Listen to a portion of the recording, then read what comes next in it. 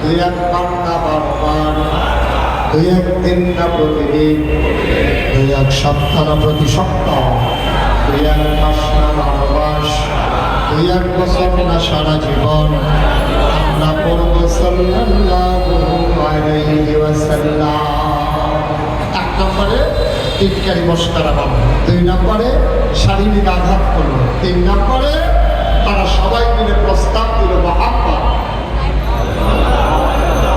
খেয়াল করে দেখলাম সবাই মিলে নবীর বাড়িতে গেল, নবী তাদেরকে আহলান সাহলান মারহাবান করে নবীকে ঘরের ভিতরে, নবীর ঘরের ভিতরে তাদেরকে জায়গা করে দিলেন, দস্তরখান বিছিয়ে দিলেন, তাদের সামনে আরবের খুরমা খেজুর, জমজম পানি, বেদানা, কিসমিস, সব বাদাম এগুলো দেওয়া হলো, রুটি দেওয়া হলো, গোশত দেওয়া হলো। তারা সবাই মিলে যখন নবীকে জিজ্ঞেস করলো যে মুহাম্মদ, তোমার আচার আচরণ ব্যবহার সবই তো সুন্দর, সমস্যা হলো এক জায়গায়, যেই জায়গাটা নিয়ে আমরা কথা বলতে এসেছি। ভগবানের চাচা কি বলতে চান?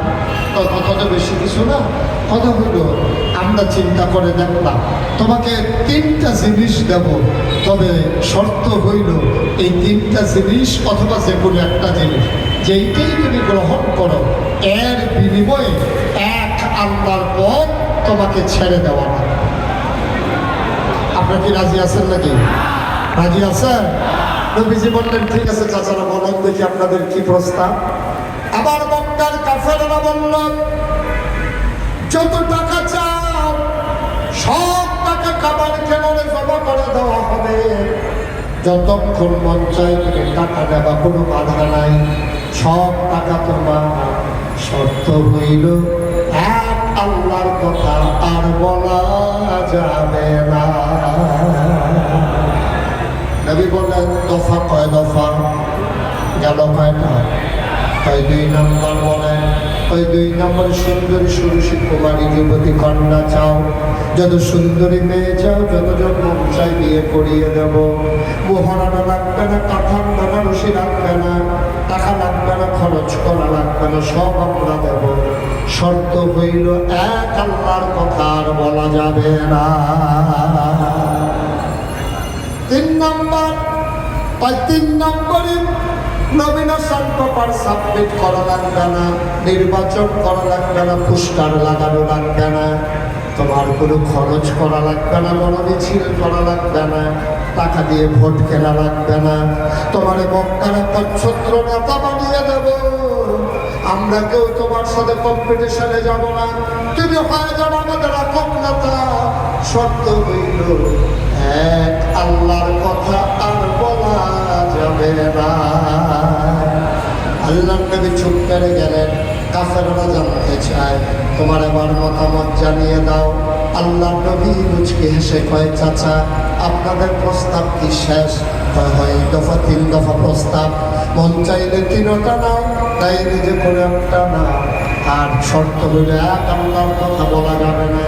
আল্লাহ নবী ডাক দেয়া কয় চাচা আপনারা যা বলেছেন সব ইচ্ছে করলে আপনারা দিতে পারবেন, নেতাও বানাই দিতে পারবেন, সুন্দরী সুরসী কুমারী যুবতী কন্যাও বিয়ে দিতে পারবেন, ইচ্ছে করলে টাকার মালিক বানাই দিতে পারবে।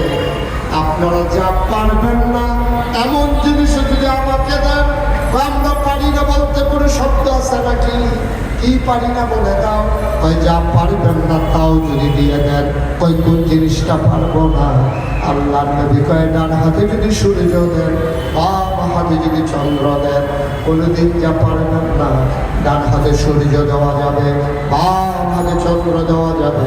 খোদার কসম এক আল্লাহর পথ থেকে এই গোলামকে চুল পরিমাণ সরানো যাবে না, যাবে না, যাবে না, ঠিক কিনা? সূর্য দেওয়া যাবে ডান হাতে, চন্দ্র দেওয়া যাবে বাম হাতে, চুল পরিমাণ সরানো যাবে না। বাংলাদেশে কম নির্যাতন করা হয় নাই, বাংলাদেশের মানুষগুলোকে তোমরা গুম করেছ, বাংলাদেশের মানুষগুলোকে দ্বীনের কথা বলার কারণে তোমরা দ্বীনের তন্ত্র প্রহরী যারা, কোরআনের পাখি যারা, তোমরা তাদেরকে ফাঁসি কাস্টে ঝুলিয়েছ, ঠিক কিনা? তোমরা কম করো নাই, তোমরা কম করো নাই। বাংলাদেশের জেলখানায় গোলাম থাকা দরকার ছিল চোর, গুন্ডা, বদমাশ। সময় সেরা। আমরা তাকিয়ে দেখলাম বাংলাদেশের জেলখানাগুলো ভরে গেল আলেম ওলামা আর কোরআনের পাখি দ্বারা। যেই জেলখানায় থাকা দরকার ছিল চুর গুন্ডা বদমাশ ডাকাতেরা, ওরা সেটা টান করে বউ কুচু করে বাংলাদেশে বাইরে খোলা আকাশের নিচে তারা বীর ধর্মে তাদের জীবন অতিবাহিত করেছে। দিন মানার কারণে, দিন বুঝার কারণে, দিনের প্রচার প্রসারে, আল্লাহর সাবিরে আল্লাহর দিন কায়েম করতে চাওয়ার কারণে নির্যাতন করেছো, নিপীড়ন করেছো, আয়না করে বন্দি করে তোমরা নির্যাতন করেছো, মানুষের উপরে জাল জুলুম নির্যাতন করেছো। বাংলার মুসলমান তবে যায় নাই, তবে যেতে পারে না, হাত তুলে জানিয়ে দাও বাংলাদেশে থাকবো ইনশাআল্লাহ।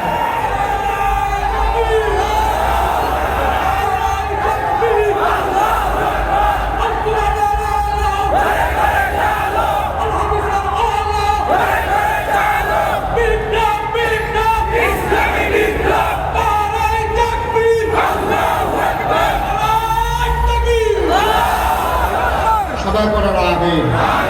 যুগে যুগে কম চেষ্টা করা হয় নাই। যারা চেয়েছিল ইসলামের আলোকে ফুৎকার দিয়ে নিভিয়ে দেবে, আর যারা ইসলামের তন্ত্র প্রহরী